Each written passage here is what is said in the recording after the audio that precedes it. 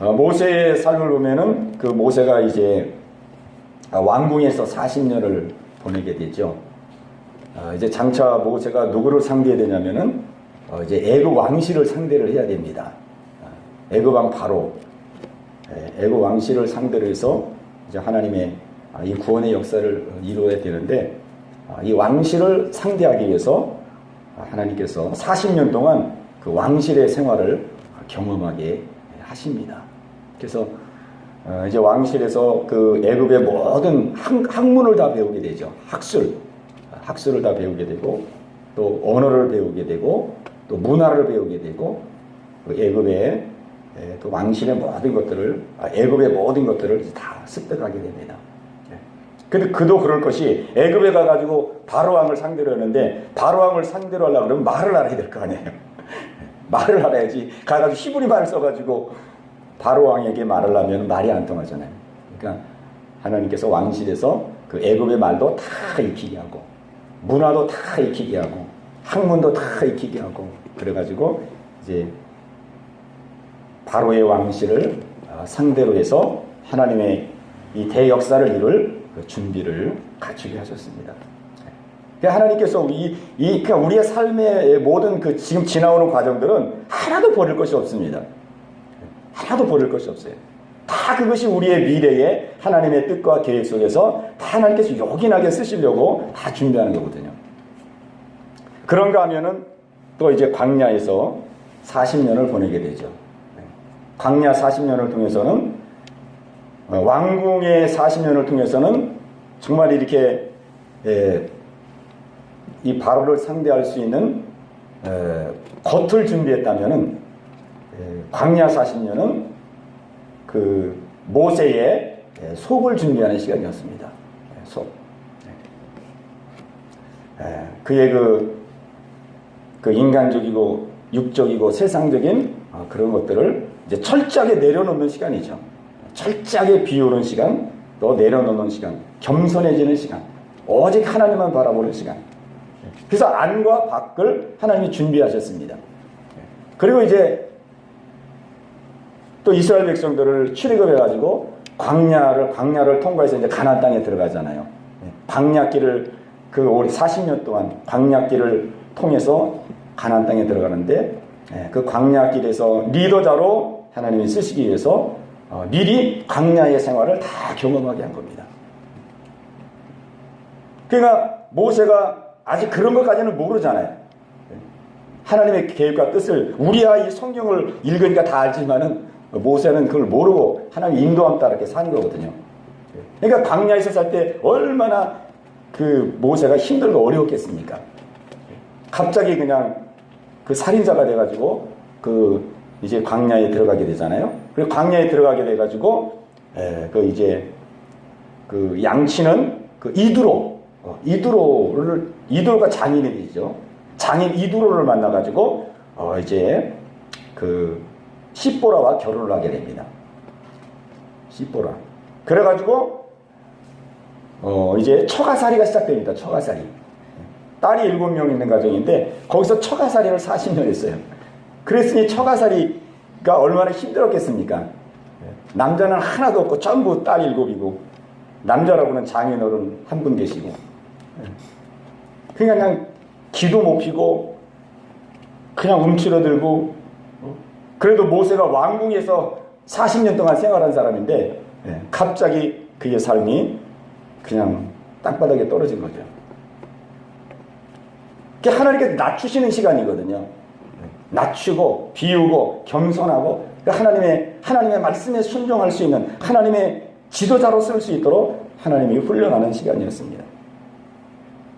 그래서 이제 시보라와 결혼해가지고 처가살이를 하면서 이제 아들을 낳게 됩니다. 근데 그 아들 이름이 뭐냐면 아들 이름이 게르솜이에요. 게르솜이라는 아들을 낳게 됩니다. 그런데 이 게르솜이라는 이제 모세가 그 아들을 낳고 이름을 게르솜이라고 그러는데, 이 게르솜이라는 뜻이 무슨 뜻이냐면은 내가 타국에서 나그네가 되었다, 그런 뜻이에요. 내가 타국에서 나그네가 되었다. 우리가 부모님이 자식을 낳으면은 우리가 이름을 지을 때 우리가 이름을 어떻게 짓습니까? 이름 지을 때는 아주 최고로 좋은 이름을 짓잖아요.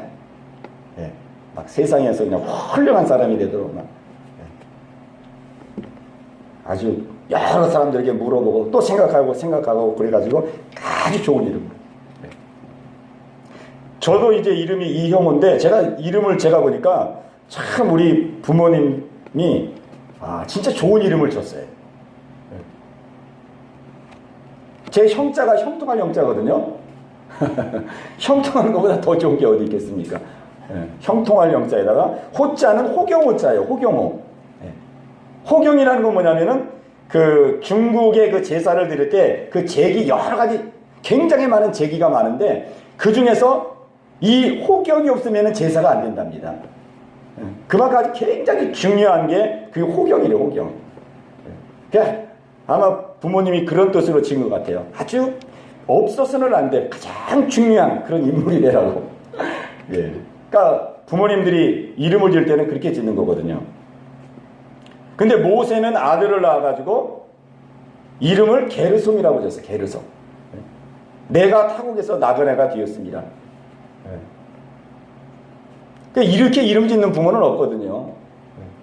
근데 모세가 너무 자기의 그 형편과 처지가 너무 괴롭고 힘드니까 이 자식 이름을 이렇게 진 거예요.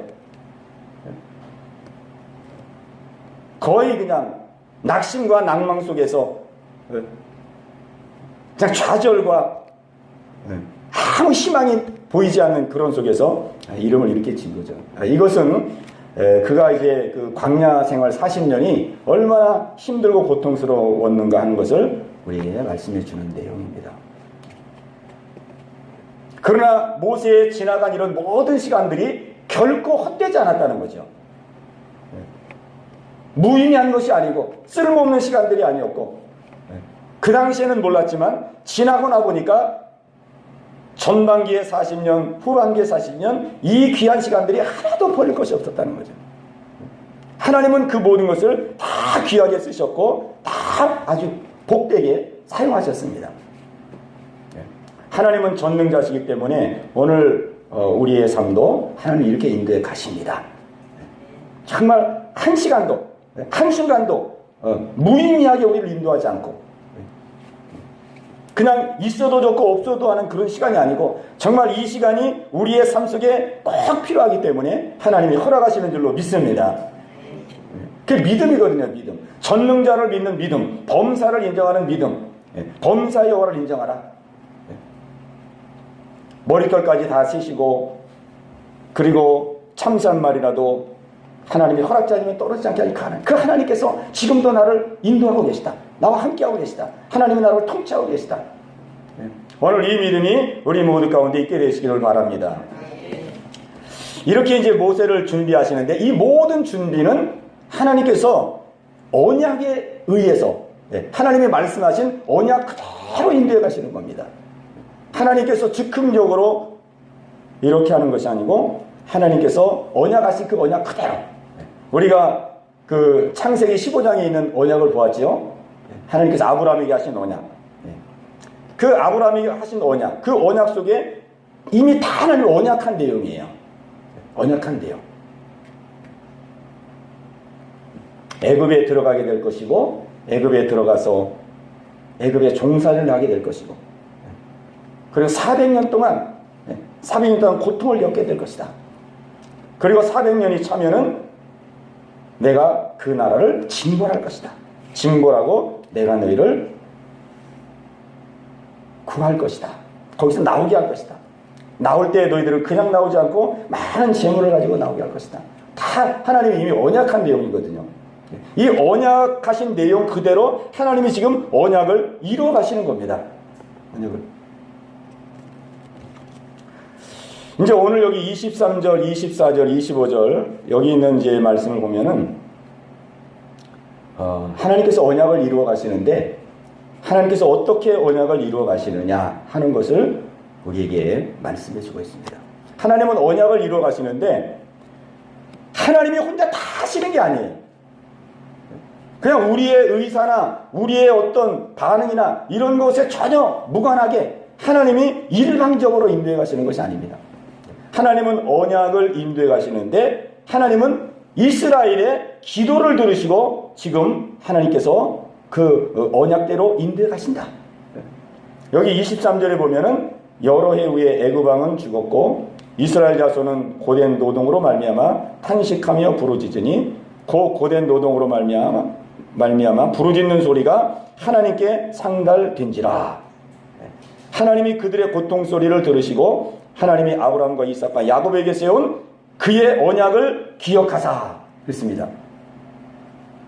하나님이 이스라엘 자손을 돌보셨고 하나님이 그들을 기억하셨더라. 네. 오늘 이 본문에서 말씀해 주는 것은 하나님은 언약을 하나님이 일방적으로 인도해 가는 것이 아니고 이스라엘과 함께 특별히 이스라엘 백성들이 기도하는 그 기도 소리를 통해서 그 부르짖고 간구하고 그 언약이 이루어지기를 기도하고 간구하는 그 기도를 하나님 앞에 부르짖을 때에 하나님이 그 언약을 이루어 가신다 하는 것입니다. 그러니까 하나님은 그 언약대로 지금 인도하고 계시거든요. 지금 이제 언약대로 하나님을 인도하기 위해서 지금 이스라엘 백성을 다 그렇게 준비하고 있고, 그 다음에 이제 그 모세를 또 구원자로 쓰려고 모세도 지금 다 준비하고 있습니다. 그 다 준비하면서 이제 무엇을 기다리고 있냐면 그 하나님께서 언약하신 그 언약을 믿고 이스라엘 백성들이 기도하기를 기다리고 있는 거예요. 그러자 이스라엘 백성들이 막 탄식과 어려움 속에서 하나님께 기도하고 부르짖었을 때에 그때 하나님이 그 다음에 언약을 지금 이루어 가시는 겁니다. 부르짖고 간구했을 때 그 다음에 이제 3장으로 넘어가는데 그 3장부터 이제 준비해 놓았던 모세를 하나님께서 소명하게 됩니다. 소명하게 되고 이제 실제 이스라엘을 그 출애굽시키기 위한 그 다음의 일을 진행해 나가시죠. 그러니까 하나님이 언약을 이루어 나가시고 언약을 진행하시는 이 진행은 그냥 하나님이 일방적으로 하는 것이 아니고 거기에는 반드시 기도가 있어야 된다는 것이죠. 기도.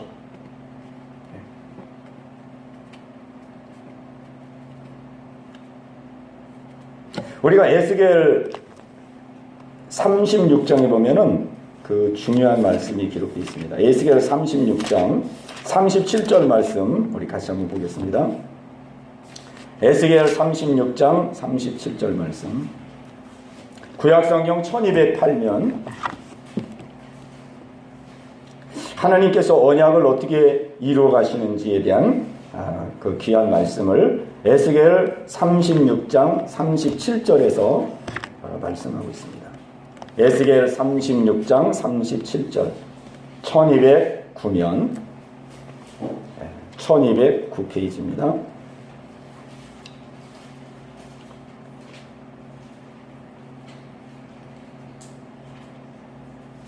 에스겔 36장 37절 1209페이지.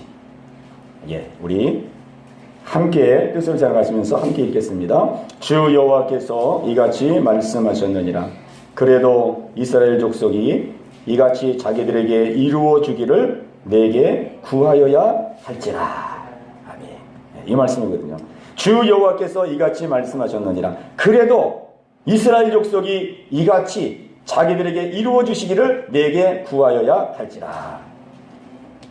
여기 36장에 있는 말씀은 그 이스라엘 백성들의 회복을 약속하신 내용이에요. 바벨론 포로로 잡혀갔지만은 장차 하나님께서 너희들을 이전의 그 영광스러운 모습으로 회복시켜 줄 것이다. 그 회복에 대한 약속이거든요. 그 약속 전체가 36장에 있는 말씀이에요. 그렇게 그 이스라엘의 회복에 대한 약속을 쭉 말씀하고 나서 마지막에 하나님이 이렇게 말씀하는 거예요. 주 여호와께서 이같이 말씀하셨느니라. 그래도 이스라엘 족속이 이렇게 자기에게 이루어 주시기를 내게 구하여야 할지라. 아멘.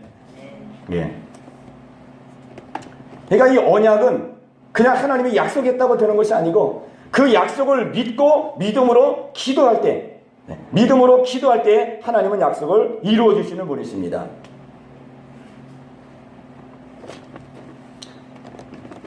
오늘 그 역사를 이 출애굽기에서 이제 그대로 보여주시는 거예요. 그래서 실제 보면은 그 이스라엘 백성들이 그 애굽에서 종살이 할 때 하나님께서 예정하신 기간은 400년이었습니다. 400년. 우리가 창세기 15장 거기 보면은 그렇게 나와 있습니다. 아브라함에게 하나님께서 언약을 할 때에 애굽 땅에서 400년 동안 종살이 한다 그랬어요. 그런데 실제 이스라엘 백성들이 거기서 출애굽할 때 보면은 그 애굽에서 몇 년 종살이를 하게 되냐면 430년 동안 종살이를 하게 됩니다. 30년이 연장됐어요. 30년이. 하나님은 400년 동안 애굽 사람들이 이스라엘을 괴롭히게 되리라. 그렇게 약속했는데 실제는 430년 동안 종살이를 하고 출애굽을 하게 됩니다. 이것은 뭘 말하냐면은 하나님이 약속을 했어도 기도하지 않냐고 부르짖지 아니하면은 하나님께서 그 언약을 이루시지 않는다는 것이죠. 그래서 하나님이 그 애굽의 그 이스라엘 백성들에게 고난을 보내시고 그래도 기도를 하니까 더 큰 고난을 보내시고 그래도 기도하니까 더 큰 고난을 보내시고 더 큰 고난을 보내는 거예요. 막 고난이 계속 힘들어져요. 그러니까 힘들어지니까 이제 이스라엘 백성들이 그때에 하나님을 향해서 막 탄식하고 부르짖고 주여 살려주시옵소서 구원해 주옵소서 막 기도하게 됩니다. 하나님이 막 기도하도록 하나님이 막 환경을 몰아간 거죠. 오늘 우리는 하나님의 언약을 붙들고 기도해야 되겠습니다. 왜냐하면 하나님의 언약은 하나님의 약속이거든요. 하나님의 약속. 우리에게 복 주시려고 언약한 거예요. 그런데 그 언약을 믿고 기도해야 된다는 것이죠. 그냥 내 나름대로 기도를 하는 것이 아니고 내 형편과 상황에 따라 기도하는 것이 아니고 하나님의 언약을 붙들고 기도해야 된다. 왜? 그 언약은 하나님께서 우리에게 복 주시려고 주신 언약이기 때문에.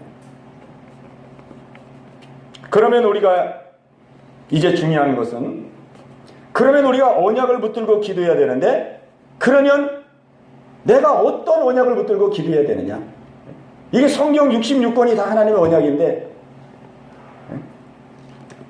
성경 66권에 엄청난 하나님의 그 언약의 약속이 있는데 그러면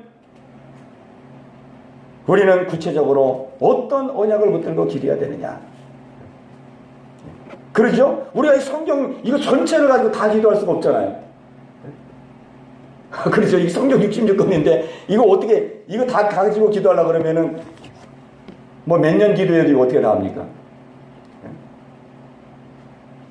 그래서 하나님께서는 그때마다 하나님은 우리가 붙들고 기도해야 될 언약을 주십니다.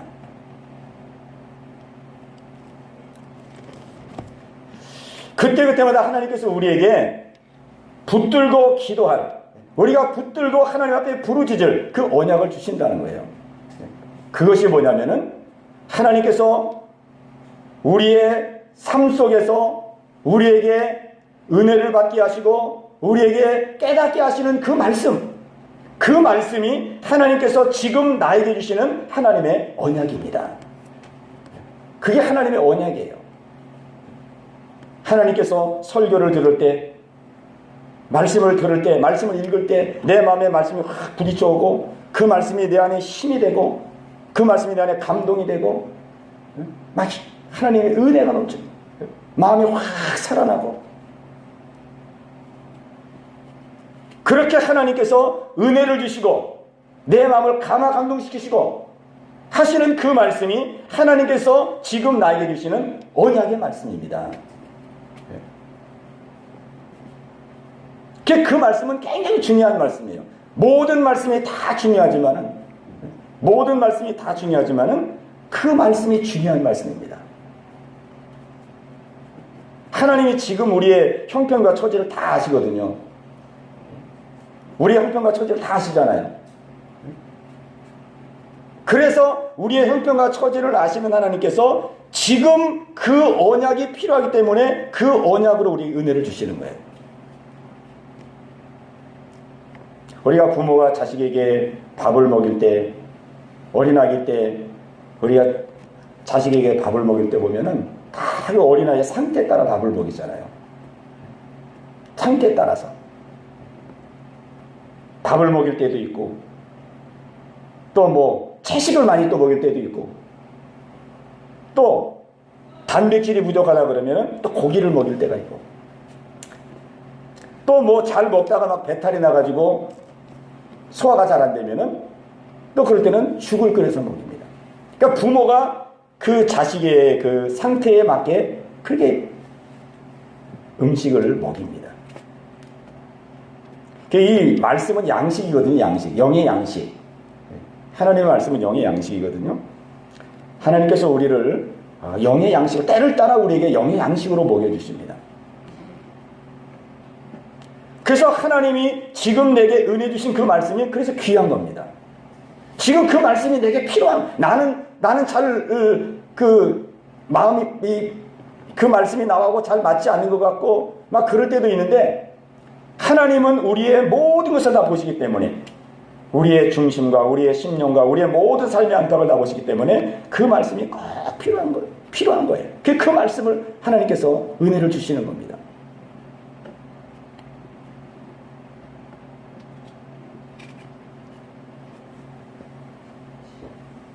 그래서 우리는 그 은혜 받은 말씀을 우리는 귀하게 여겨야 됩니다. 귀하게. 근데 저도 어렸을 때 보면은요, 이렇게 주일날 예배 드리고 이렇게 설교를 듣잖아요. 근데 설교 듣고 이렇게 며칠 생활하다 보면은 설교를 뭘 들었는지를 모르는 거예요. 다 잊어버리는 거예요.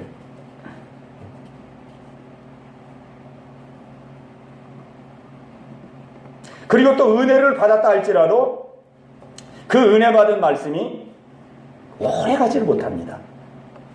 분명히 그 말씀으로 내가 은혜를 받고 감동을 받았는데도 또 지나가다 보면은 그 말씀을 놓쳐버리는 거예요. 잊어버리고 맙니다.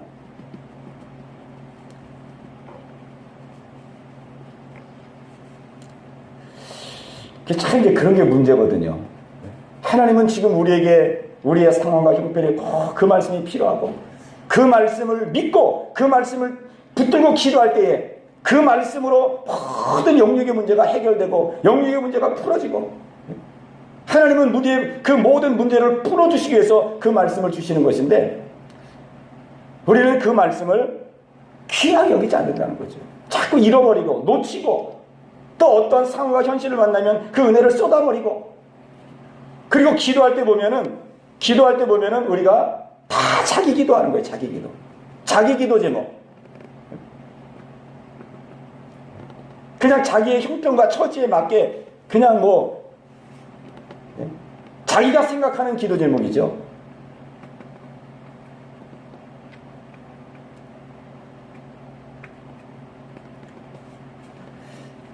그런데 우리에게 중요한 것은 내 기도 제목이 중요한 것이 아니고 하나님이 주신 기도 제목이 중요합니다. 하나님이 주신 기도 제목이거든요. 그게 하나님께서 그 말씀을 주시고 그 말씀을 가지고 기도해라. 이 말씀을 붙들어라. 이 말씀 속에 모든 답이 있다. 그래야지 그 말씀을 깨닫게 하시는 거거든요. 그게 하나님이 주신 기도 제목입니다. 그래서 우리가 그 기도 제목을 가지고 하나님 앞에 간절히 기도하고 또 기도하고 그 말씀을 붙들고 기도하면 그 말씀 속에서 우리의 당면한 문제들이 풀어집니다.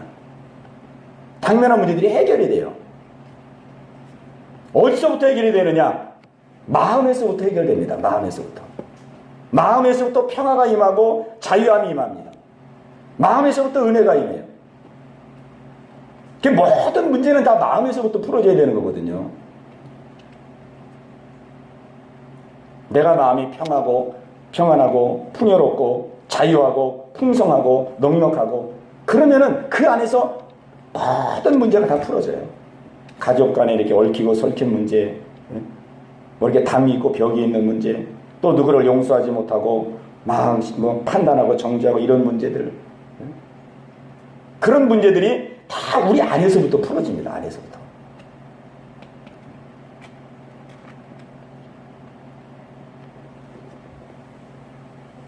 그래서 우리는 그 하나님이 주시는 기도의 제목, 우리는 이것을 꼭 붙들어야 되겠습니다. 내 기도 제목이 중요한 게 아니거든요. 저는 이제 오랫동안 투병 생활하면서 이제 그런 경험이 있기 때문에 제가 수십 년 동안을 그 제 기도 제목을 가지고 기도했는데 하나님이 안 들어주시더라고요. 그런 경험이 있어가지고 제가 이제 지금 기도할 때는 거의 대부분은 그냥 말씀 가지고 기도합니다. 왜냐하면은 제가 수십 년 동안 주님 고쳐주시옵소서, 치료해 주시옵소서 그렇게 기도했는데 그게 안 되더라고요. 근데 내 안에서부터 변화가 이루어지고 내 안에서부터 새로워지고 그런 은혜를 자꾸 받으니까 내 안에서부터 은혜가 임하면서 내 육체도 고쳐지고 치료되고 건강하게 되더라고요. 속이 건강하니까 겉이 건강하게 되는 거예요. 아, 하나님께서 이렇게 역사하는구나. 내 영혼이 잘된 같이 범사가 잘되고 강건하리라. 하나님 이렇게 역사하는 거구나. 그러니까 그런 이제 기도의 경험이 있기 때문에 먼저 중요한 것은 내가 변화되는 것이다. 내가 하나님 앞에 바로 서는 것이고 내가 고쳐지는 것이고 내가 하나님 마음에 합한 자가 되는 것이다. 그러니까 거의 기도의 대부분은 그런 기도를 드립니다.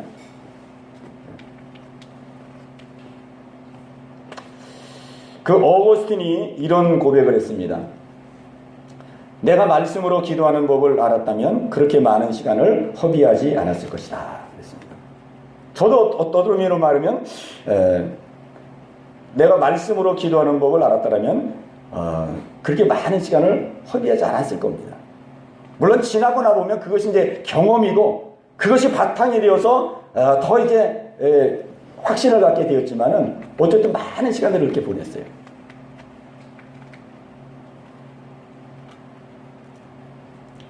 그래서 제가 요즘 이제 그거를 또 좀 발전시켜 가지고 요즘은 이제 어떻게 기도하냐면은 제가 이제 성경을 읽으면서 그 성경 안에서 그 은혜가 되는 그 성경 구절을 제가 이제 은혜가 되는 성경 구절, 성경에서 은혜 받는 그 성경 구절이 생겨지면은 그 성경 구절을 이게 기도 제목으로 만듭니다. 기도 제목.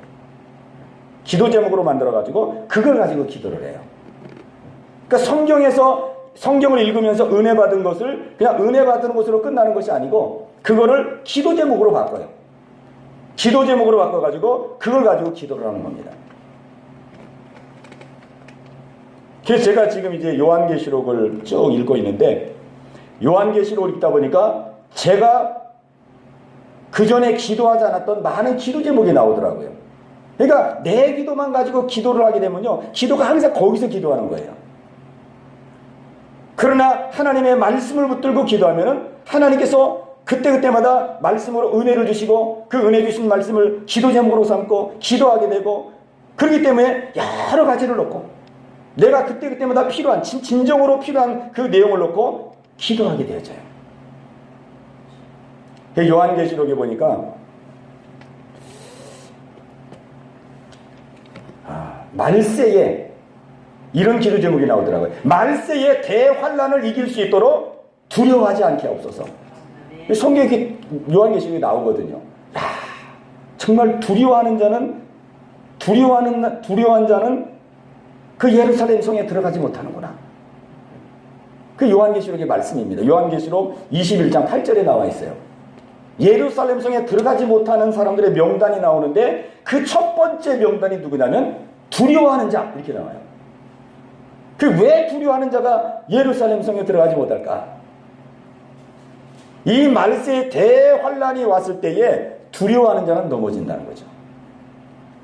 막 천재지변이 일어나고 막 이제 용이 짐승들에게 표적과 기사를 일으키게 하고 막 우상을 만들고 우상에 전하지 않는 자는 죽여버리고 막 이런 엄청난 일들이 벌어질 때 두려워하는 자는 통과를 못하거든요.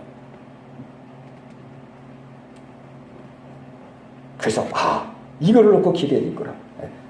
말세의 환란을 통과할 수 있도록 두려워하지 않게 하옵소서. 또 보니까 하늘에 14만 4천을 이 사도 요한이 보는데 그 14만 4천이 어떤 사람들이냐? 여자로 인하여 더럽히지 아니하고 저들은 여자로 인하여, 여자는 세상입니다. 세상의 육신의 종류 아무리 인생, 여자로 인하여 저들은 여자로 인하여 더럽히지 아니하고 순전한 자녀. 절대 순결. 또 저들은 어린 양이 어디로 인도하든지 따라가는 자녀. 절대 복종. 또 저들은 거짓말하지 아니하고 흠이 없는 자더라. 무흠한 자, 절대 무흠한 자. 그렇게 돼야 되는 거구나. 그거는 이제 기도 제목으로 딱 만들었어요. 주여, 절대 순결하게 하시고, 절대 복종하게 하시고, 절대 무흠하게 하옵소서. 우리 다 지금 이 시대에 필요한 기도 제목이잖아요. 하나님께서 우리에게 요한계시록을 통해서 기도 제목을 주시고 기도를 통해서 우리를 준비시키는 거거든요. 또 요한계시록을 통해서 순교할 수 있는 인내와 믿음을 주옵소서. 순교적인 믿음을 가지고 아니고는 이길 수 없거든요. 순교적인 믿음을. 그래서 우리가 말씀을 통해서 주시는 은혜, 그 말씀을 주시는 은혜를 은혜 받는 것으로 끝나지 말고, 하나님이 내게 이 은혜를 주신 것은 지속적으로 이 말씀을 붙들고 기도하라고 하나님 내게 이 말씀의 은혜를 주셨다. 그걸 기도 제목 가지고 기도해야 된다는 거죠. 그래야 그 말씀을 통해서 주시고자 하시는 그 영의 양식을 내가 다 먹을 수 있다 이겁니다. 그냥 우리가 이제 쉽게 말해서 은혜 받았다 하는 것은 그냥 은혜의 맛을 본 거거든요. 우리가 성경을 읽으면서 또 말씀을 설교를 들으면서 묵상하면서 우리가 은혜를 받았다는 것은 은혜의 맛을 하나님이 주시는 겁니다. 맛만 보고 끝나면 항상 맛만 보고 끝나는 거예요. 우리가 음식 먹을 때도 맛만 봐가지고는 진짜를 모르잖아요. 그 음식을 그냥 한 그릇이면 한 그릇 다 먹어보고, 그렇게 해야 이 음식이 이렇게 참 좋구나, 먹어보니까 막 힘이 나고, 먹어보니까 막 에너지가 넘치고 이 음식이 참 좋구나, 그 좋다는 것을 또 알아야 사람들에게도 막 그 음식점에 가니까 그 음식이 굉장히 맛있더라, 이렇게 또 얘기도 하고 그렇게 되죠. 그러니까 하나님이 은혜의 맛을 주는 거거든요. 그런데 우리가 그 말씀을 들고 기도하고 또 기도하고 또 기도하고 또 기도하면 하나님께서 더 깊은 은혜로 하나님께서 은혜를 주십니다. 이 은혜가 여러분 모두에게 있게 되시기를 바랍니다. 그래서 성경에 나와 있는 많은 믿음의 종들은 기도하는 아주 분명한 특징이 있습니다. 성경에 나와 있는 하나님의 사람들은 어떻게 기도했느냐? 언약을 붙들고 기도했습니다. 언약. 그냥 기도한 게 아니에요. 하나같이 성경에 나와 있는 믿음의 사람들은 기도할 때마다 하나님이 언약하신 그 언약을 붙들고 기도했습니다. 그 언약을 붙들고 기도하는 기도가 힘 있는 기도거든요. 그냥 내 나름대로 기도하는 것이 아니고 하나님이 이렇게 약속하지 않았습니까? 이 약속을 이루어 주시옵소서. 그의 힘이 있고 능력이 있는 기도입니다. 하나님이 역사할 수밖에 없는 기도예요. 그러니까 우리가 말씀을 통해서 내가 은혜를 받았다, 그 말씀을 붙들고 기도하는 것은 하나님께서 우리에게 기도 제목을 주시고, 말하자면 이런 거예요. 학생들이 시험을 보는데 선생님이 답을 가르쳐 주는 거예요. 뭐 수학 문제 25페이지에서 26페이지 고기를 집중적으로 봐라. 그러면 이제 고기를 보잖아요. 25페이지, 26페이지. 그 시험지를 딱 받았는데 진짜 거기서 문제가 나온 거예요. 그 답을 가르쳐주고 시험 보는 거거든요. 우리의 기도가, 하나님께서 우리에게 기도의 제목을 주시고 기도하라는 것은 우리에게 답을 가르쳐 주시고 시험 보는 것과 마찬가지입니다. 이미 그 기도는 하나님께서 응답을 주시려고 작정하시고 우리에게 말씀을 통해서 기도 제목을 주시는 겁니다.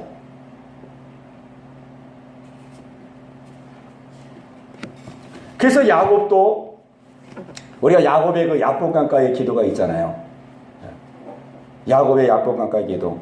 창세기 32장에 보면은 야곱이 이제 에서를 만나야 되는데 막 두려움과 떨림 속에서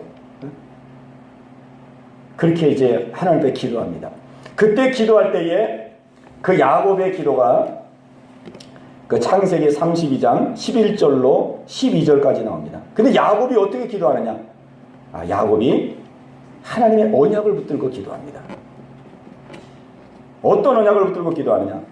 그가 지난날 형을 피해서 삼촌 라반 집으로 갔을 때 하나님이 베델에서 만나셨거든요. 그리고 그 베델에서 하나님이 주신 언약이 있거든요. 그때 그가 그 베델의 언약을 붙들고 하나님 앞에 기도합니다. 창세기 32장 11절 12절 보면은 내가 주께 간구하오니 내 형의 손에서 에서의 손에서 나를 건져내시옵소서. 내가 그를 두려워하오면 그가 와서 나와 내 처자를 칠까 겁내미니다.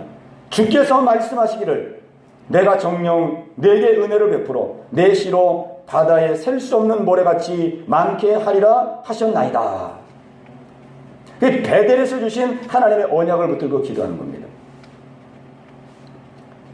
또 그런가 하면은 모세가 기도할 때도 모세도 하나님의 언약을 붙들고 기도합니다. 그 금송아지 사건을 이스라엘 백성들이 금송아지 우상을 만들었을 때 하나님께서 이스라엘 백성들을 다 진멸한다 그랬어요. 그때 모세가 하나님 앞에 기도합니다. 하나님, 이스라엘 백성들을 살려주시옵소서. 용서해 주옵소서. 그렇게 기도하는데 그냥 기도한 것이 아니고 하나님의 언약을 붙들고 기도합니다. 하나님의 언약. 출애굽기 32장 13절로 14절 말씀. 주의 종 아브라함과 이삭과 이스라엘을 기억하소서. 주께서 주를 가리켜 그들에게 맹세하여 이르시기를 내가 너희 자손을 하늘의 별처럼 많게 하고 나의 허락한 이 온 땅을 너희 자손에게 주어 영원한 기업이 되게 하리라 하셨나이다. 여호와께서 뜻을 돌이키사 말씀하신 화를 그 백성에게 내리지 아니하시니라. 모세도 하나님의 언약을 붙들고 기도했습니다. 그러니까 성경에 나와 있는 이 믿음의 사람들은 하나님의 언약을 굉장히 귀하게 여겼어요. 이게 하나님의 약속이다. 하나님이 복 주시고자 나에게 언약한 이 말씀이다. 그걸 귀하게 여겼습니다. 그래서 기도할 때마다 그거를 붙들고 기도를 했어요. 그래서 그 기도가 응답받는 기도가 되고 그 기도가 능력 있는 기도가 된 겁니다. 오늘 우리는 언약을 붙들고 기도해야 되겠습니다. 어떤 언약을 붙들고 기도해야 되느냐? 하나님께서 때마다 일마다 내게 주시는 말씀, 내게 은혜 주시는 말씀, 내게 깨닫게 주시는 말씀, 그 말씀이 지금 나에게 주시는 언약의 말씀입니다. 그래서 우리는 기도할 때도 그 기도를 우선적으로 해야 돼요. 왜? 거기에 다 답이 있거든요. 거기에 다 답이 있습니다. 우리가 이 한방에서 치료할 때 보면은 저는 그 한방 치료가 하나님의 역사와 비슷하다 그렇게 생각합니다. 한방 치료를 받다 보면은요 막 배가 아파 배가 아프다 그러면요 뭐 이 침을 놓는데 침을 어디다 넣냐면 이 손가락에다 놔요. 아니 배가 아프다는데 왜 손가락에다 침을 놔요? 근데 여기다 놔야 된대요.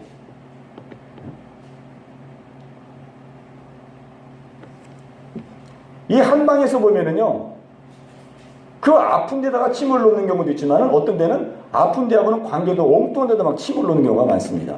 왜냐면 뭐 혀를 뚫어야 되기 때문에.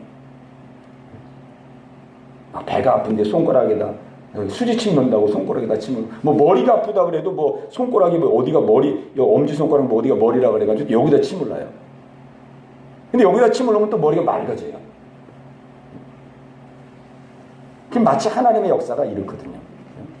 우리는 당장 지금 막 자녀 문제가 힘들고 막 환경과 물질 문제가 막 힘든데 하나님은 막 우리에게 막 겸손하라, 회개하라, 막, 용서하라. 전혀 지금 내 상황에 맞지 않는 말씀을 하시는 것 같아요. 그런데 실제는 그 말씀이 우리의 모든 문제를 해결해 주시는 말씀이거든요. 전능자 하나님께서 보시고 하시고 우리 모두를 인도하고 계십니다.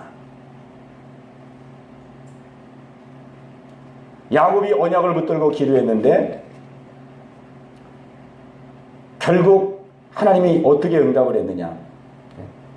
야곱이 야복강가에서 그 베델에서 주신 그 언약, 베델에서 주신 언약, 그 언약을 붙들고 기도했는데 결국 하나님이 응답하신 것은 야곱을 변화시켜 버렸어요. 야곱을. 그러니까 하나님의 응답은 어떻게 오냐면요, 뭐 언약을 붙들고 기도했다고 해서 우리 환경이 먼저 풀어지고 우리 현실이 풀어지고 그런 것이 아니고, 하나님의 언약을 붙들고 기도할 때에 가장 먼저 주시는 은혜는 내가 깨닫고 변화되는 은혜입니다. 모든 하나님의 역사는 내가 변화됨으로 시작되는 거거든요. 내가 새로워짐으로, 내가 새로워짐으로 내 자녀도 새로워지고, 내가 새로워짐으로 내 가족도 새로워지고, 내가 새로워짐으로 내 동료도 새로워지고, 내가 새로워짐으로 세상도 새로워지고. 그 야곱이 막 그 베델에서 주신 그 하나님의 언약, 주께서 말씀하시기를 내가 정녕 내게 은혜를 베풀어 내 씨로 바다에 셀 수 없는 모래같이 많게 하리라 하셨나이다. 이게 베델의 언약인데 이걸 붙들고 막 기도했더니 결국은 야곱이 변하더라고요. 그 야곱이 변하니까 벌써 에서가 벌써 변해버렸어요. 형을 만나러 와보니까 형이 막 달려와가지고, 형이 먼저 달려와가지고 동생을 막 끌어안고 볼을 맞추고 막 얼굴을 비비고, 형이 막 눈물을 흘리는 거예요. 조금 전까지만 하더니 막 혈기등등하고, 그것 때문에 야곱이 그렇게 두려워했는데. 그러니까 하나님의 역사는 내가 변화되는 거거든요. 내가 변화되고 내가 새로워지고, 내가 변화됨으로 내 가정이 변화되고 세상이 변화되고. 그러니까 이 언약을 붙들고 기도하면 기도할수록 자꾸 내가 변화되는 겁니다. 내가 고쳐지고 내가 변화되는 거예요. 그게 언약을 주신 하나님의 뜻이거든요. 하나님이 이스라엘에 주신 언약의 최종 목표지는 뭐 애굽에서 꺼내는 것이 최종 목표도 아니고, 가나안 땅에 들어가는 것도 최종 목표지가 결국은 열방의 빛이 되는 겁니다. 열방의 빛으로 세상 모든 사람들에게 하나님의 영광을 드러내는 거거든요. 그러니까 언약의 끝은 빛이 되는 거예요. 빛. 우리가 열방의 빛으로 변화되는 겁니다. 내가 그리스도의 형상을 담고 그리스도의 마음을 가진 자가 되고 그리스도의 인격을 담은 자가 되고 내가 변화되어서 내 속에서부터 빛과 소금 역할을 감당하는 거거든요. 그 안에서 모든 하나님의 역사, 모든 하나님의 축복이 이루어지는 겁니다. 그러니까 우리는 평생 이것을 위해서 기도해야 되거든요.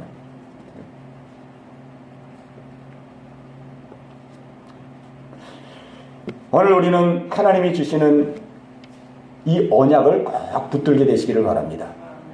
놓치지 말고 기도하고 또 기도하고 또 기도하고 그 말씀으로 내가 변화되기까지. 그게 최우선적인 기도의 제목입니다. 그래야 그 말씀이 내 삶의 무기가 되는 거거든요. 그 말씀이.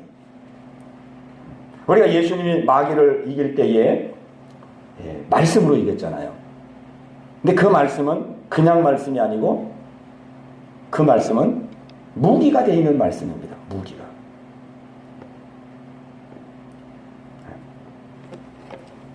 오늘 우리가 이 출애굽기의 말씀을 통해서 하나님은 언약의 하나님, 언약을 이루어 가시는 하나님, 언약을 이루어 가시는 분입니다. 우리는 그 언약을 붙들고 기도하여 하나님과 함께하고 하나님과 동행하고 하나님이 주시려고 하시는 그 복을 받아 누려야 되겠습니다. 네, 이 은혜가 여러분 모두 가운데 있게 되시기를 주님의 이름으로 축원합니다.